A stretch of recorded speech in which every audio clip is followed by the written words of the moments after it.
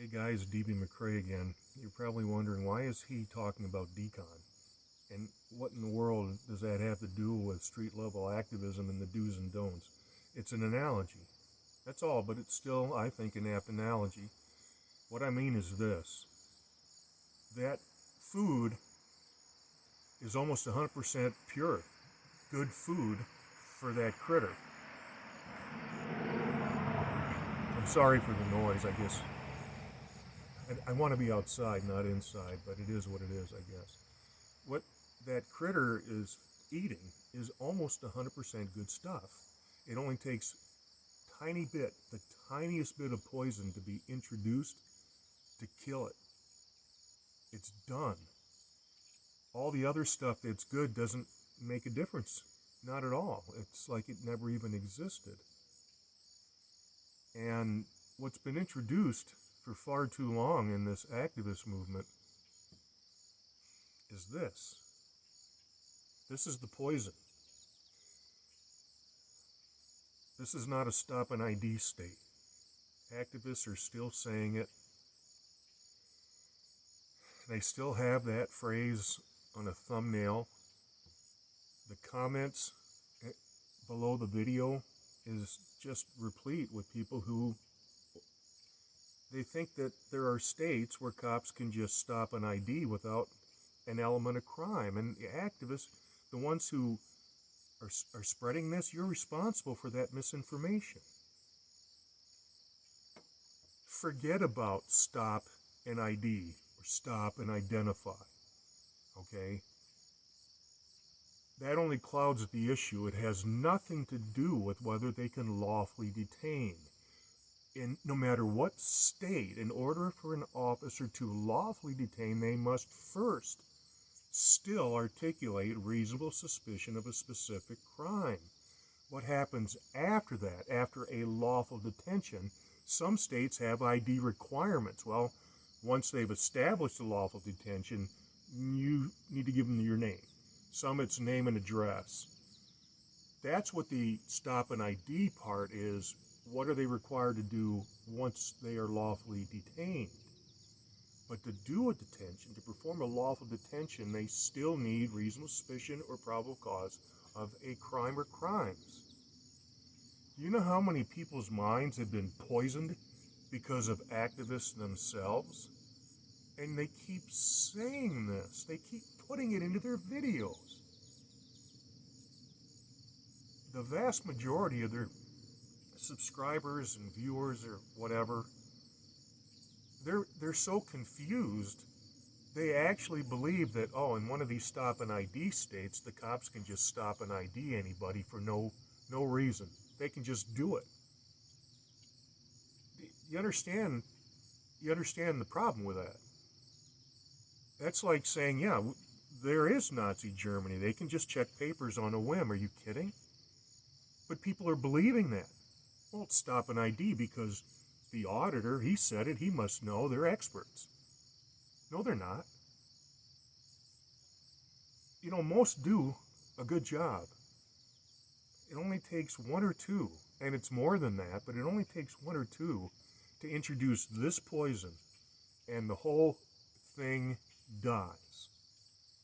To believe that cops can just come up and ID somebody without any element of a crime, why wouldn't they have those kind of laws everywhere if that were constitutional? Why wouldn't there be, cops can come up to anybody in this country and demand ID under threat of arrest or violence? I mean, they'd have to build, I don't know what, how many more jails and prisons because somebody who wasn't breaking the law in the first place didn't give up his papers. You see how stupid that sounds? And again, that responsibility and that blame falls right back in the lap of the activists. I can't, I'm actually being fairly restrained because I could have put up a montage, activist after activist, cut out those and splice those parts of the video where there we go again. This is not a stop an ID state. But I'm not doing that. This is just a generalized statement, an observation. I can't I can't not put the emphasis on this because it's so harmful. I don't know. There's got to be something in terms of holding the auditors accountable. I mean, I'm not talking about, breaking law and cops doing whatever they do. I'm talking about accountable to the truth, to the law, and to the facts. And guys, you just can't take their word for it. Oh, another auditor said it. Now another auditor said it. It must be true. I can remember the first time when I was doing research for, yep, there's the book again. Yeah. When I first started doing research, I remember the first time I heard there was this one particular auditor. And the first time I heard him say it, well, this is not a stop an ID state. I went, what? What changed? You mean, and I even thought, what am I not keeping up with? Of course it's going to make people think that cops can just walk up and demand ID under threat of arrest in these states because an auditor said they can. Or even it was just implied. What's the difference? So when you go down under those particular videos and you start reading the comment section, it's just like comment after comment after comment. Yeah, you stop an ID and whenever there's a few people, myself included, who say, no, back off now, guys. Listen now. We get beat up. We get our rear ends handed to us. For people to think that cops can walk up and demand ID again under threat of arrest or violence when there's no element of a crime, here's my advice. If you really think they can do that, then you need to stop pissing and moaning about this country being a police state. Knock it off, because you're saying, oh yeah, they can do it. You see where I'm going with that? Then we are a police state. And that means that just makes us even more likely to be sheep. Well, they can do it. No, they can't do it. And activists need to start getting the information correct. People are paying attention. This isn't just a local or a localized movement. This is across the world. And even though these laws may not apply equally in other countries, it doesn't matter. People are still, it's supposed to be an educational process, and it's anything but that when you do this.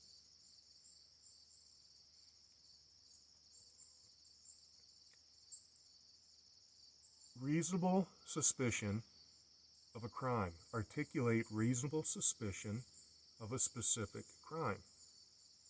That's case law. Terry, Brown, Heibel, it doesn't matter. It's case law.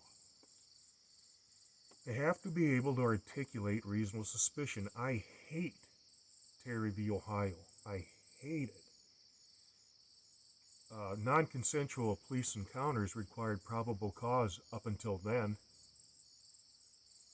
And it's been reasonable suspicion ever since. And you know what? Thanks a lot, Supreme Court. Thank you for that one. Americans have been killed and murdered by police because of it. You don't believe me? What happened to Elijah McClain in Aurora, Colorado? It wasn't even reasonable suspicion. It was just some Darren who called and said, gee, he looks sketchy. That was enough for 3 officers to kill him.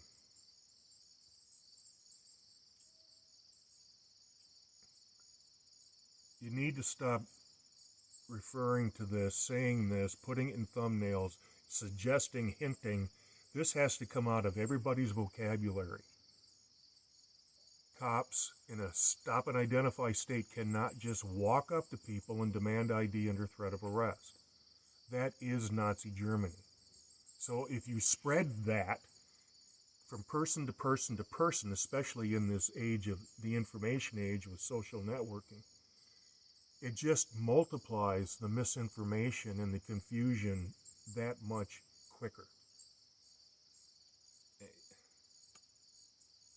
You know, let's just slow down and take a breath, okay?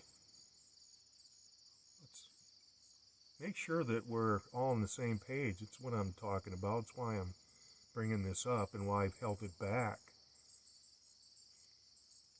And I'm not going to put together a video on this poison and just have it out there in 10 seconds.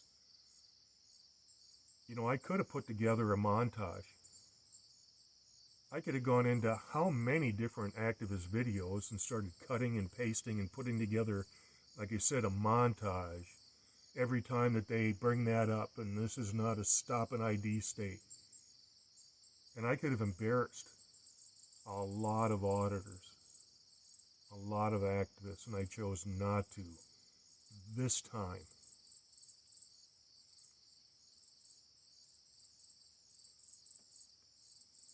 Do it right, or don't do it at all.